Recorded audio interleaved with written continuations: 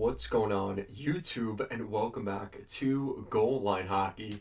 It's Kevin Forte, and today we are going to take a look at what happened yesterday.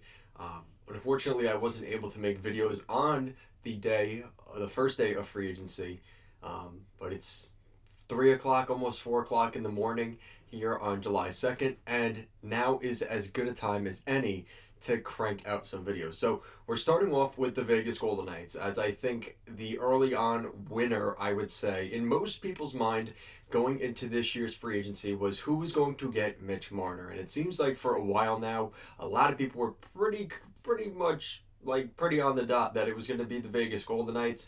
We're going to talk about how we got to Mitch Marner becoming a Vegas Golden Knight, some of the moves that had to be made in order for this to be even possible for the Golden Knights. We're going to discuss some of that here today. So the first thing that we're going to discuss is kind of the Toronto Maple Leafs spin on this entire situation, as he signed the actual contract with the Toronto Maple Leafs. It's an 8-year deal, $12 million annual cap hit from now until the summer of 2033. It's pretty incredible, pretty insane when you think about it. Now, the actual contract itself, there's a lot of signing bonuses attached to this deal. So for the first 4 years of the deal until the summer of 2029, we are going to see every July 1st, $4 million as a signing bonus for Mitch Marner. His cap hit during the regular... Oh, no, excuse me. It's the other way around. Let me rephrase that. So the signing bonus on July 1st yesterday, $11 million signing bonus for Mitch Marner. His actual cap hit itself, his actual paid out salary is going to be $4 million. And then next season, it's going to be $10 million signing bonus on July 1st with a $4 million cap hit. Same's going to go on for the 27-28 season, a $4 million contract, but now a $9.75 million signing bonus. You're getting the theme here, right? And then we get to the 28-29 season. It goes $4 million throughout the season on his actual salary, but it's down to a $7.25 million signing bonus on July 1st. That number is going to go up in terms of his annual average value. It's going to be $5 million for the final 4 years of his contract, and then a signing bonus of $6 million for years 5 and 6, and then in year 7 and 8, a $5 million signing bonus. So this is a very front-heavy contract, as you would expect.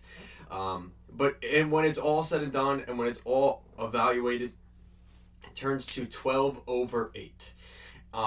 And the way the Golden Knights did this, there is some questions that maybe there was tampering involved, maybe a slight bit of blackmail. I would say a bit of blackmail from the Toronto Maple Leafs in terms of making sure they got something for Mitch Marner. And it ended up being Nicholas Waugh, which we'll talk about in another video. We're going to do an entire video on the Leafs. This one's about Mitch Marner. This one's about the Golden Knights and some of the moves they made, the cap casualties they had to make in order for this to become a reality. A really interesting situation here for Vegas, because I really like the idea of them bringing Mitch Marner in, and I think it makes a lot of sense for a multitude of reasons. But there is a lot of the mindset out there that they did a lot here. I really like Nick Hague, and they let Nick Hague go. And I don't know if Lausanne is going to fill that role. That's a bit of a different spot for him. And I think that I would consider in that trade, I really like Nick Hague. And I think Vegas is really going to miss him. As much as they have some really good defensemen there in Vegas, and the salary cap was an issue, that's one where you kind of look and you're like, is that something we really should have done back then?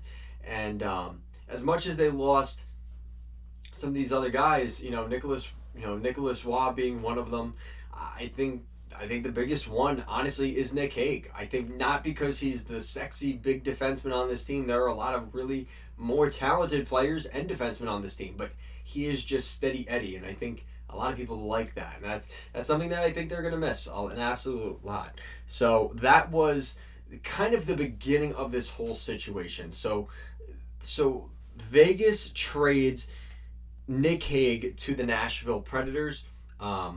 He signed a contract that was a 4-year deal, $5.5 million per season. And I'm doing an entire video on some of these defenseman contracts because a lot of people are looking around the league at what Cody Ceci just got, what Vladislav Gavrikov just got from the Rangers.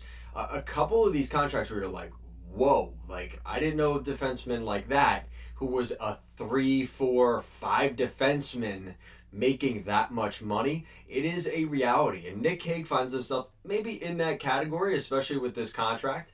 But I think that when you consider what Vegas got back in return here, as much as I like Jeremy Lauzon and Colton Sissons, I don't think that's a proper return for Nick Hague, in my opinion. And like I said, he isn't the best. He was not the best defenseman on the Golden Knights. And like I said, they had some really good defensemen there. But in my opinion, I think losing Nick Hague, they are going to feel it next season. And then we started to find out more information, which really was going to be able to get the ball rolling on Marner coming in. The Knights were able to place Alex Pietrangelo on long-term injured reserve. So he will not be available for next season, and there is no guarantee he comes back to the National Hockey League playing again in an NHL jersey. With the injuries sustained throughout the last couple of years, it looks like this could potentially be the end of the road for Alex Pietrangelo, which is really a tragedy.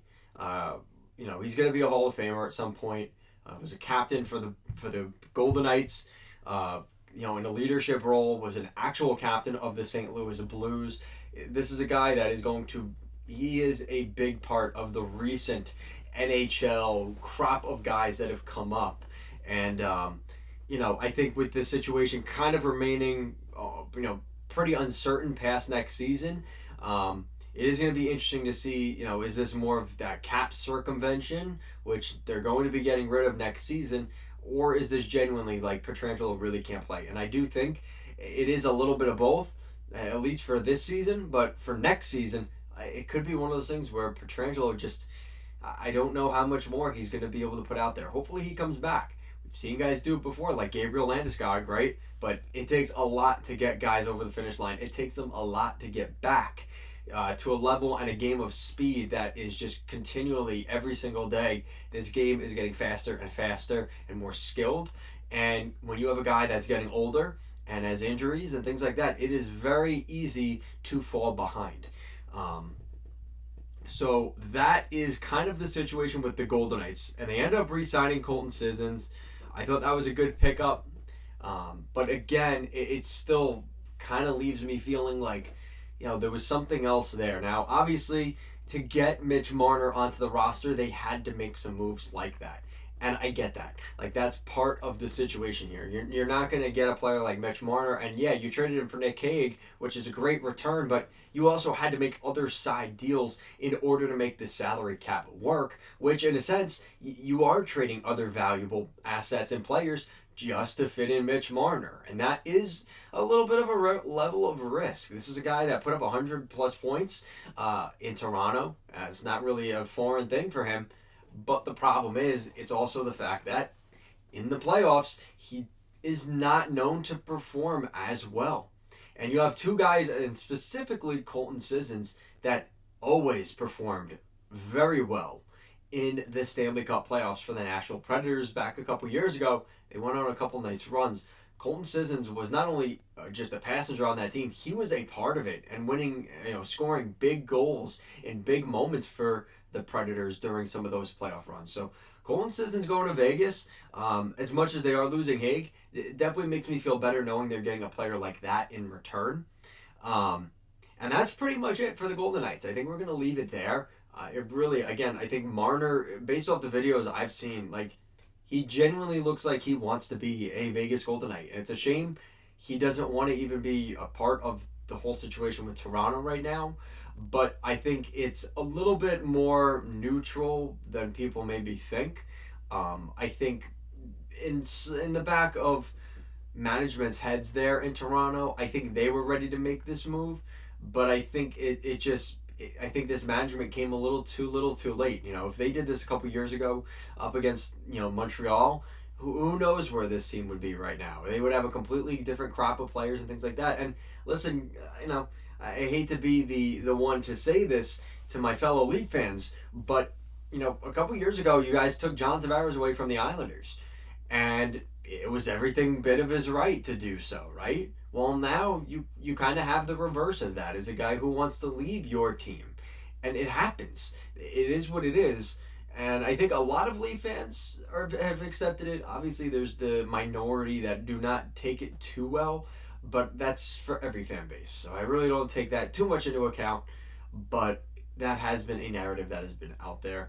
We'll see how things go. I think it's a great opportunity for Marner to prove people wrong up there in the north of the border there in Toronto, and prove a lot of that media that, he can't do it in the playoffs. He's got this bad attitude. He's spoiled and has had it too easy, and the silver spoon and all those arguments.